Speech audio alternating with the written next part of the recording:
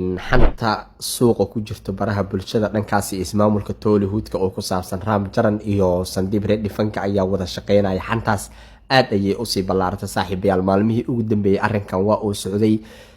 xalay xataa warbixinada qaar waa arkayay shabakado waaweyn oo waxaan arka warbixinadan soo qaadanaya, laakiin ayagu waxay ku istaajiyeen oo ku joojiyeen oo kaliya in ay xan tahay. laakiin hadda wararka soo baxaya waxay sheegayaan arrinkan inuu faraha kasii baxay ilaa iyo weliba waxaa laleeyahay xafiiska Sandeep Reddy fanka arrinkan uu gaaray.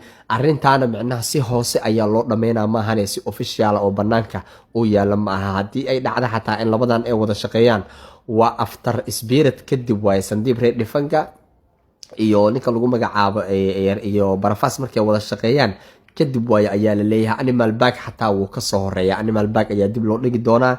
Ram Charan iyo Sandeep Reddy fanka ayaa wada shaqeyn doono.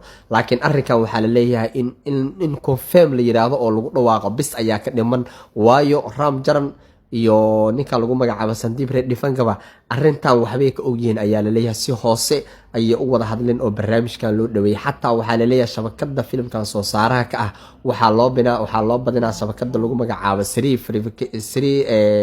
Verification ma laha.